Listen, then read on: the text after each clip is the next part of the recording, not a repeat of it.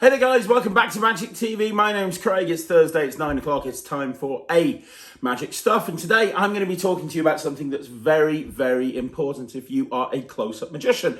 And that is angles. It's something that a lot of people don't think about, but something that you should think about, especially when performing close-up mix and mingle, and you've got people looking at you from every direction. So today I'm going to give you a few tips and tricks on how to manage angles in a close-up situation. So first of all, what do I mean by angles? Well, basically, for those people that are new to magic or have been living under a rock, what I'm talking about is understanding where a trick looks good from and understanding where a trick looks bad from. And I know a lot of people that are going to be watching this going, well, that's obvious. Why is Craig making a video on this? The reason is I've seen so many people that are new to magic that have a complete and total lack of understanding of angle management. And I understand why.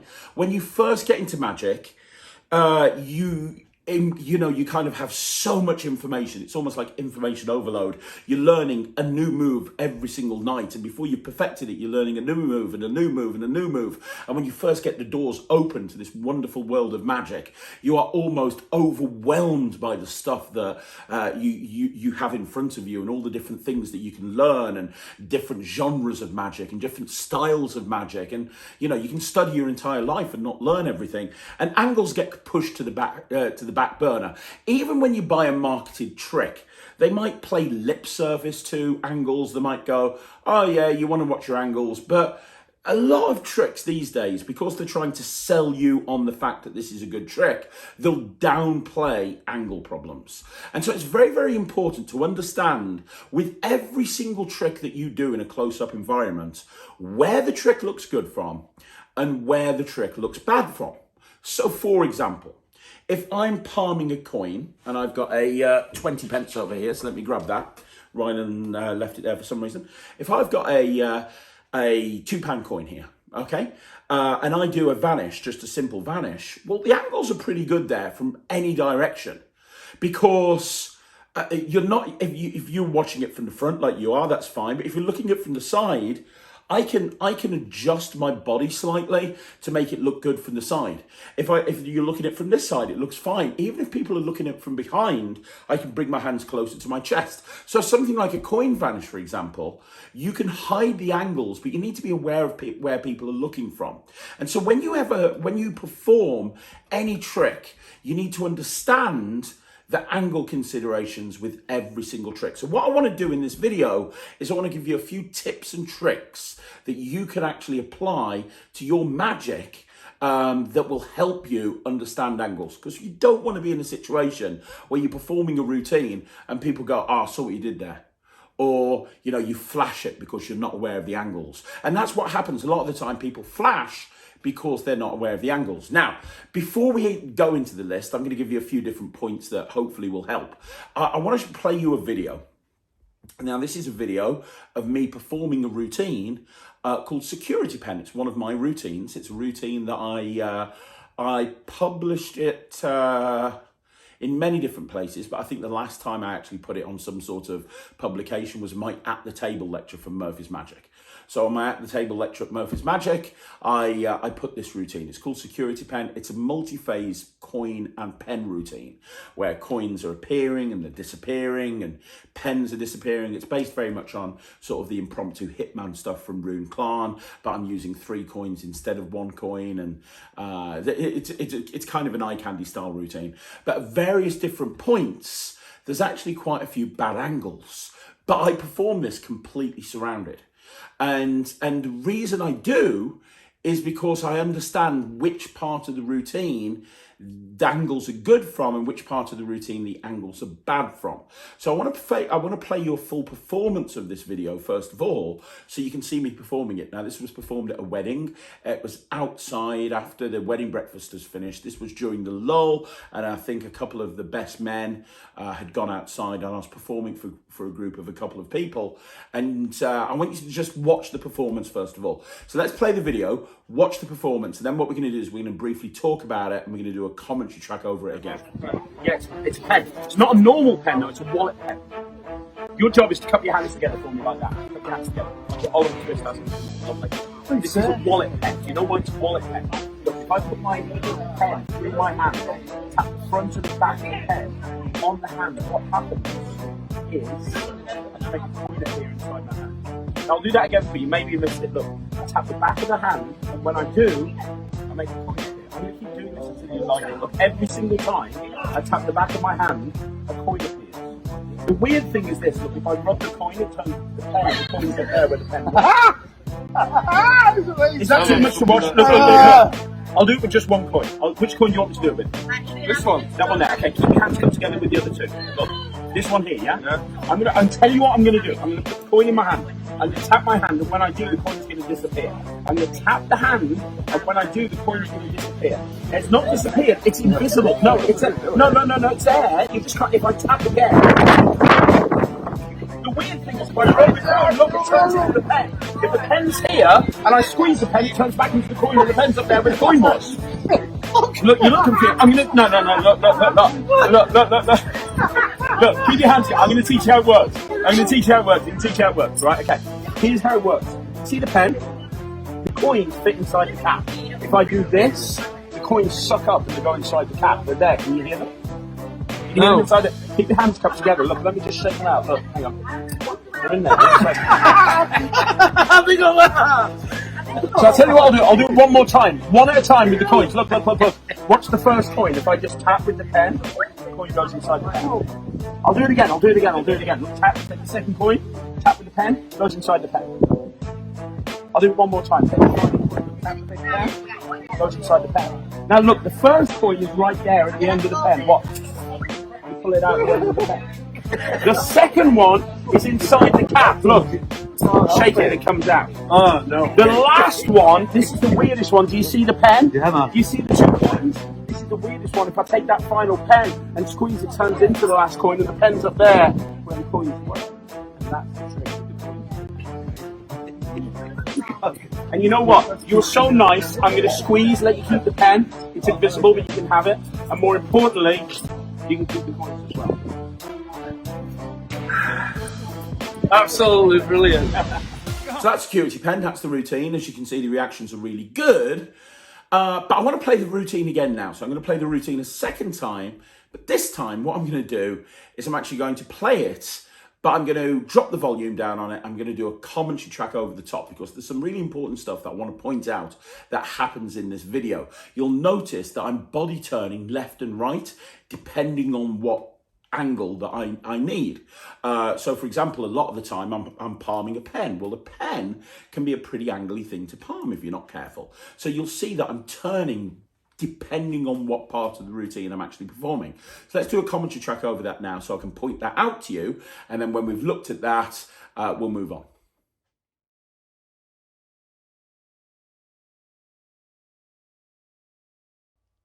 Okay, the first thing I want you to notice is when I pick the guy I'm performing on, I make sure that there is nobody there's nobody on my left.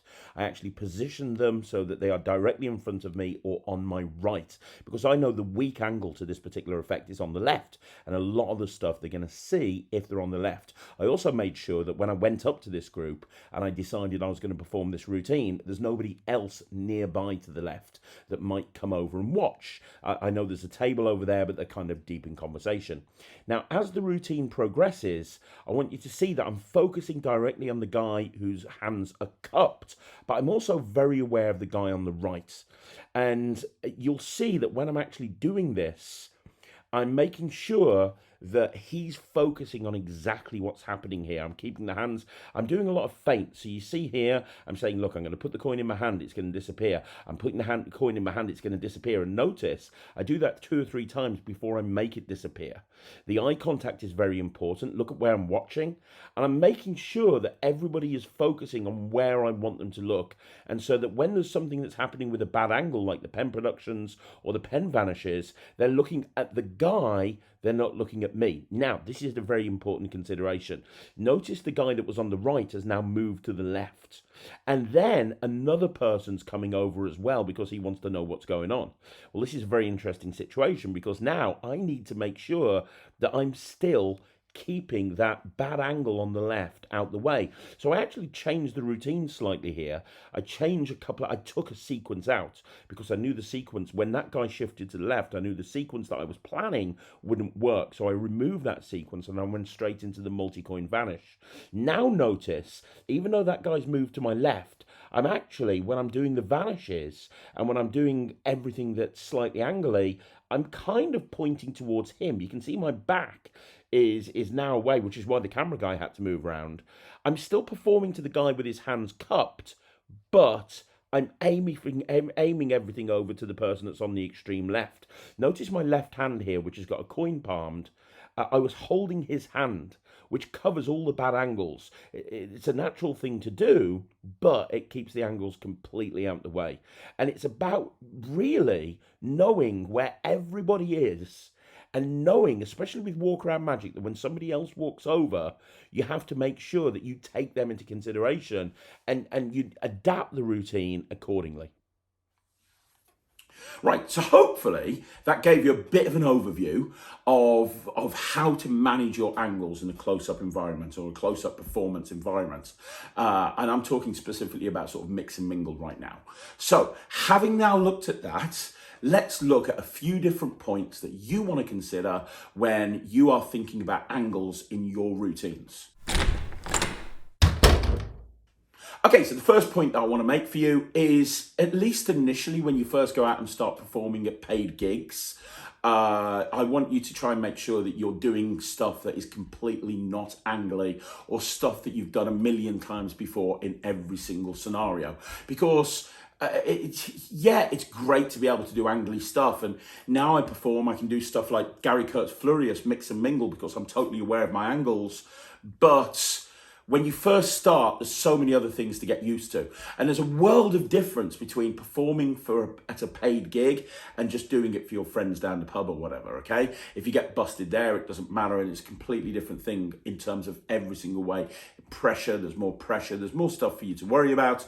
The way to deal with it is to not have to worry about angly stuff. So at least initially, and I know there's some amazing stuff that's quite angly, but at least initially when you first go out and do paid gigs, don't worry about the angly stuff. Get good at performing, first of all. Get good about the basics of magic. Get good at performing. Get good at presenting. Get good at making sure your magic hits and hits strong. Understanding pocket management and all those different things. Get good at that before you start introducing angly material into your set. So that's the first tip I can give you. Don't worry about the angly stuff, first of all. The second point I'm going to give you is examine every single routine that you plan on performing professionally and work out what the angles are good, which are good angles and which are bad angles. And you know what? To do this, have a look at the video that I did on set lists.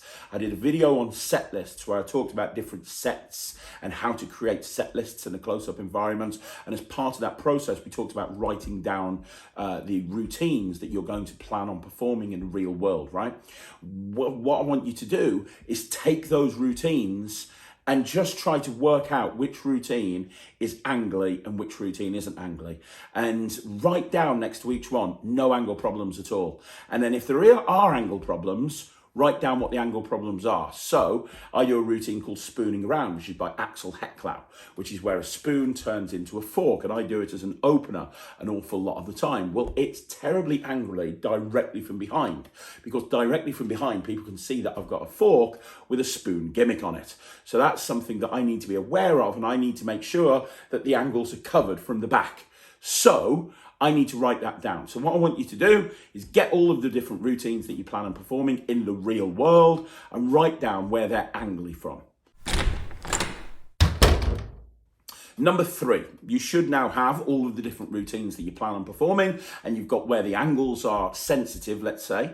Now what I want you to do is go through each one of those routines where there are angle issues and work out what you can do, if anything, to mitigate those angles or reduce those angle problems. So again, we'll use Spooning Around as an example. The angles are from behind, right? So there's a couple of different ways of doing this. The first way is, if I'm doing this mix and mingle and I know the angles are bad from behind, I make sure there's no one behind me. Now, that's not always possible because a lot of the time in a mix and mingle environment, there's people absolutely everywhere. So you might want to be in a situation where you know you've got a wall behind you, and you only perform this when you know there's nobody that can be behind you. That's one solution to the angle problems. Another solution would be, okay, how badly is it from behind angly? If I bring it closer to my chest, would it still be angly? Well, no, it wouldn't, because if people are looking at it from behind and I've got it here, it wouldn't be an issue. Now, would that look dodgy? Would it look dodgy holding the thing here and doing the move? No, it wouldn't. Okay, so if I've got someone behind me and aware that I've got somebody behind me, I can bring my hand closer to my chest, and that should mitigate angle problems. Looking at security pen, for example, one way that I know I've got to reduce angle problems is I make sure that there's nobody on my extreme left, because if there's somebody on my extreme left, a lot of the moves they're going to see. So what I do is I body turn so the person furthest to my left, I'm performing for them. So all the people that are over there, if I had people in sort of a 180 and I was performing directly to them, they would know how it works. But if I turn at various different parts of the routine and aim it at the person over there, these people won't see anything and there's nobody looking at it from the left. So that's another way to reduce bad angles. So go through your entire list and look at all the different routines that you've said have got bad angles, and see if there's a way that you can actually reduce the angle problems. And one other way, by the way, would be to readapt the routine. So maybe instead of doing that coins across, that's not going to work because of the angle issues, maybe instead of using classic palm, you use finger palm or something. Or instead of using finger palm, you use thumb palm, or maybe you do a different routine altogether. So go through your list and work all that information out and write it down on the list in front of you. Okay, so the next point number 4, now you've identified all of your routines that have got angles. You've worked out which routines are angly, which routines aren't angly. You've worked out how to deal with a lot of the problems that the angles are going to present for you. The next thing is be really ruthless when it comes to your material. I know you might love that particular routine and you love that particular routine and it works really well, but if the angles are really bad, start thinking of another routine that you can do that has the same impact. So for example, if you like 3-fly, but in the version of 3-fly that you do, you've decided it's too angly, well, maybe you could do Homer Lee Wag's coin 1, for example, which has the same visual aspect to it, but it's not up here with the coins behind it. That's just an example. So see if you can replace any of the routines that are really angly.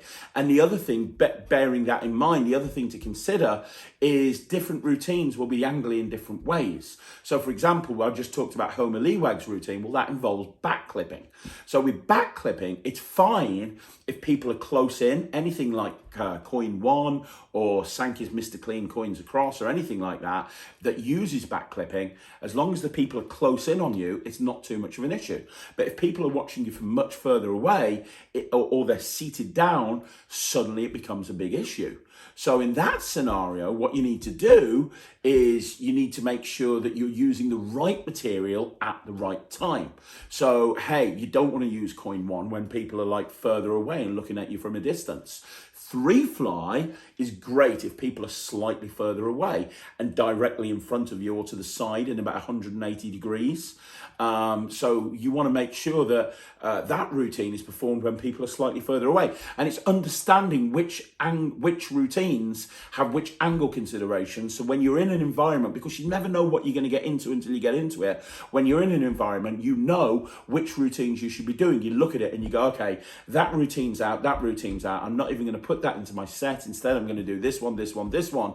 And it's about knowing what you're going to do, looking at the different environments that you've got out in front of you. Okay, so the next point is the biggest and the most important point, which is understanding about body turns. And we briefly mentioned this before. We looked at it in the video that I did at the wedding, but understanding that the best thing that you can do to deal with angles is to make sure that you're turning to hide the bad angle. So yeah, it's important to know the environment. It's important to know the routine. It's important to have good audience management. All of that stuff is very, very important. But the most important thing is making sure that you understand where you turn at what point in the routine to block the bad angle. Even if you've got a routine with terrible angles, as long as you know when it's angly, because it's not angly all the time. No routines are angly all the time. Look at a card routine, for example. A half pass can be angly, but they're not angly if you have it from above, or it's not angly if you have it from this side, or whatever it may be. So understand when you've got to do a move, where you have to turn, what body position you have to turn in to cover that angle. That's the mark of a true professional. Being able to do angly stuff, but knowing that you are hiding those angles at the opportune time and seamlessly moving from one stance to another. Instead of being in a situation where you're moving like a robot and you go, okay, now I'm going to move over here, now I'm going to move over here. Understanding where you've got to move and what you've got to do, transitioning between each stance in order to cover the bad angles, and then moving back once that move's been done. The next point follows directly on from the previous point. When it comes to covering bad angles in routines, not only do you have to know where you turn in order to cover the bad angles, you have to have a thorough understanding of the offbeat, and you have to have a thorough understanding of misdirection. Now, what do I mean by the offbeat? What I mean by the offbeat is performing moves when there's no attention on the move. I can't remember who said it. I think it might have been Simon Lovell, but I don't know if I'm right or not, that the best time to perform a pass is when you're not looking. I remember Dave Jones, he went to a magic convention. He was at a magic convention and somebody said, oh, show me a pass, show me a pass, show me a pass. And Dave just took the pack of cards and he just waited until this guy just turned away for a second. He did the pass then. And the guy turned around to him and said, well, you cheated. And he said, no, I didn't. That's exactly how you meant to do the pass. People strive for years to try and do an invisible pass. The easiest way to do an invisible pass is to do the pass when people aren't looking. The easiest way to cover an angly move is to do the move when people aren't looking. And the way you do that is on the offbeat. Okay, so understanding the on-beat and the off-beat. When people are laser focused on your hands and people are laser focused on what you're doing, that is not the time to do an angly move. The best time to do an angly move is when there's a natural offbeat, and offbeats can occur in a few different ways. One of the ways that an offbeat can occur is when people perceive that the trick's finished. You just had a climax, for example, and they feel the trick's finished, they relax, they're less focused on what you're doing, and then you do the move. Another example is getting them to do something. Can you hold your hand out for me? Because when you're performing to a spectator and there's an audience watching, they feel under a lot of pressure. They don't want to mess it up. One of the biggest fears that people have isn't necessarily performing in front of people. It's just standing in front of people and have everybody watch them. So it can be quite awkward for a spectator. That's why a lot of the time in magic shows, people won't put their hand up. Who wants to come up and help? Nobody. Do you understand what I mean? So you have to understand if you get somebody to do something. So for example, hold your hand out. They're now not thinking about you. They're thinking of, okay, I need to get this right. He's asked me to hold my hand out. Okay, I'll hold my hand out. Right, okay. And everybody that's the audience that's watching, they're now watching the person you've asked to do this particular thing to see if they do it right. And you can make it even more focused by saying, okay, hold out your right hand, for example. And now they're having to think about other stuff as well. And in that action, that's created an offbeat. That's when you do the move. That's when you do the angly move, when people aren't looking and aren't paying attention. Another way to deal with that is by asking people a question. Just simply asking people a question. So let's say you're doing a pass, for example. You've put the card back in the deck. You've held a break. You're waiting to do the pass. The worst time to do the pass is right then, when everyone's looking at your hands. But the best time would be just waiting and then just looking at them directly in the eyes. Eye contact is very important. If you look somebody directly in the eyes, they will look directly into your eyes as well. And just saying to them, will you be able to remember your card? They will look at you and they'll go, yeah, everybody will look at you. They'll look at your eyes, they'll look at them. That's when you do the pass. The best way to do an invisible pass is to do it when they're not looking. The best way to deal with something that's got a bad angle is to cover the thing that causes the bad angle when people aren't paying attention. And that's the sort of thing that you need to learn that's going to take you from being a good magician to being a fabulous magician. One more point I'm going to make about covering angles by we've talked about misdirection, we've talked about the offbeat, we've talked about body blocking to avoid angles. The other thing to think about is feints or bluffs. So I'm going to give you an example of a spider vanish. If you don't know what the spider vanish is, I've got a tiny little 20 pence here, that's all I've got. But a spider vanish is this, it's the art of, apparently making the coin disappear, and everyone thinks it's over here, and it's really not. And what's happening here is you've done a classic, what looks like really bad French drop. This hand is made into a fist. Everybody that's watching will think the coin's here. Nobody is looking at this hand because you've made the coin disappear. No one's looking here, everyone's looking here. And then in the action, you show that the hand's empty, and you don't go, no, no, no, no, no, but you might gesture. So the whole thing might be, look, I'm going to drop this 20p into this little heart here. Look, there it goes. It's gone completely. And in that action, I've vanished the coin, and I've done it under a double bluff. Now, that's a perfect example. Using moves that, and another example is probably a worse example, but I'm going to give it to you anyway. Let's do this. So another example would be having a ace of spades on the front of the pack and saying, look, I'm going to make this ace of spades disappear. There you go, look, it's gone. Well, you've done an ace change, but you've done it in such a way that people think it's over there, but you can then go, what? Nothing.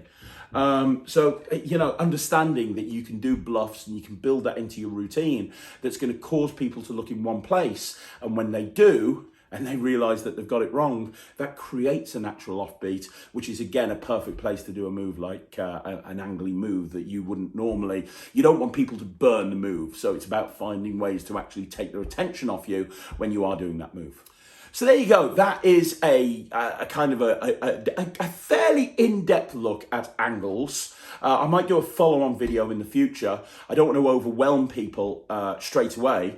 But what I would like to know is, did you find this useful? I mean, ultimately, in conclusion, I think angles is something that a lot of magicians, especially newer magicians, they don't think about, they don't focus on, they don't feel that it's very, very important. But trust me, it's very, very important. And if you go through that exercise of going through all of your routines and working out which routines are angly and what you can do to cover them, and then looking at body blocking and looking at the offbeat and looking at misdirection and incorporating everything into your set, that will ultimately make you a better magician. But let me know down below, did you find the video useful? If you did, fantastic. Would you like to see a follow-on video where we look at more advanced techniques with angles? If you do, let me know down below. And is there something that I've missed? I'd love to know. Let me know down below. Let's get a dialogue going. And once again, thanks very much for watching. If you want to see more videos like this, leave a comment down below, like the video, subscribe to the channel, and I'll be back tomorrow with another Magic Live at 6 o'clock and a rant at 9. So I'll see you then. My name's Craig from Magic TV.